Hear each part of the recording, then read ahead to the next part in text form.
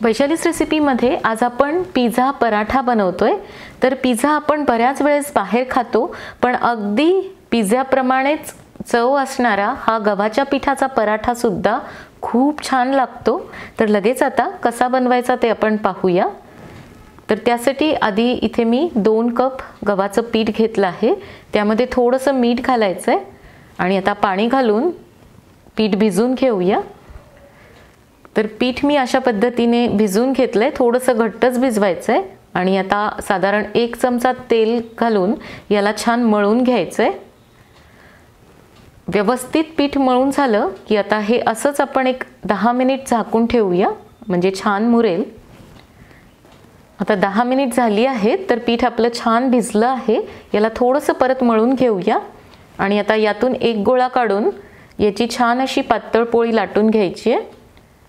तर गरजेप्रमाणे पीठ लावायचं आहे आणि पातळ लाटून घ्यायचं आहे, कडेकडेने लाटायचं आहे।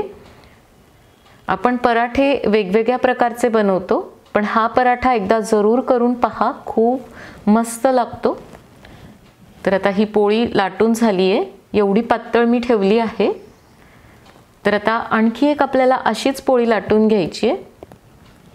परत एक गोळा घेऊन त्याला पण मी थोडंसं पीठ लावून घेतलंय। तर कडेकडेने पोळी लाटून घ्यायची, म्हणजे अगदी व्यवस्थित लाटल्या जाते। तर दुसरी आपली पोळी सुद्धा इथे लाटून झालेली आहे।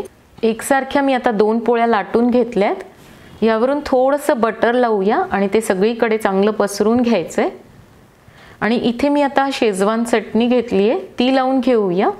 आणि ही शेजवान चटणी नसेल तर टोमॅटो सॉस लावला तरी चालतो, पण या चटणीमुळे हा पराठा खायला खूप छान खमंग लागतो। आता थोडासा बारीक चिरलेला कांदा घालायचा आहे, बारीक चिरलेली सिमला मिरची घालूया।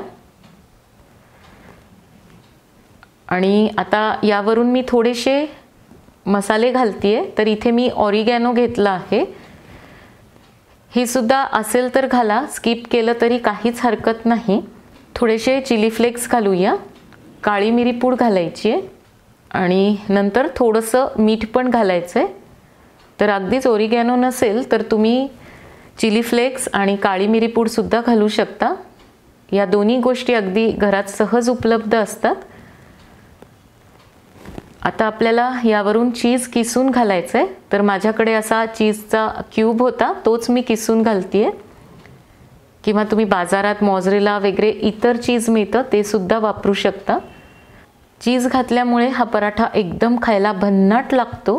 परत थोडीशी आपण काळी मिरी पूड घालूया, ओरिगॅनो घालायचं आहे आणि चिली फ्लेक्स घालायचेत, म्हणजे खाताना एकदम याची चव छान लागते। आता कडेने पाणी लावून घ्यायचं आहे। पाणी लावून झालं की ही जी दुसरी पोळी आहे ती यावरून ठेवायची आहे आणि अगदी चांगलं दाबून घ्यायचं आहे, म्हणजे हे एकदम पॅक होतं आणि यातलं सारण बाहेर येत नाही। तर व्यवस्थित मी आता याला पॅक करून घेतलंय। तवा पण गरम झालेला आहे, तर यावर आपण बटर घालूया। बटर नसेल तर तुम्ही तूप सुद्धा वापरू शकता आणि अगदीच तूप नसेल तर तेल लावलं तरी चालेल। आणि लगेच हा केलेला पराठा टाकायचा आहे आणि आता मीडियम फ्लेमवर याला भाजून घ्यायचं आहे। थोडासा खालून भाजल्या गेला की पलटून घ्यायचा आहे। गरजेप्रमाणे बटर किंवा तूप लावायचं आहे आणि दोन्ही बाजूने अगदी व्यवस्थित खरपूस भाजून झाला की मग काढून घ्यायचं आहे। चांगलं असं चमच्याने दाबून दाबून मी याला भाजून घेतलंय, छान खरपूस असा भाजून झालाय। तर आता काढून घेऊया।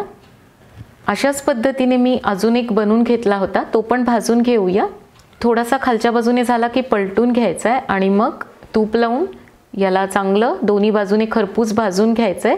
तर दुसरा पराठा पण अगदी मस्त असा भाजला गेला आहे। आता याला पिझ्झा कटरने असं कट करून घेऊया। तर 4 पीसेसमध्ये मी कट करून घेतलंय। तर असा गरमागरम पिझ्झा पराठा एकदा जरूर खाऊन बघा, नक्कीच घरात सर्वांना आवडेल। मुलांना तर खूपच आवडेल याची मला खात्री आहे। सोबत सॉस असला की एकदम मस्त लागतो। तर केल्यानंतर ही रेसिपी कशी वाटली कमेंट करून अवश्य कळवा। आवडली तर इतरांसोबत व्हिडिओ शेअर सुद्धा जरूर करा। पुन्हा भेटूयात एका नवीन रेसिपी सोबत।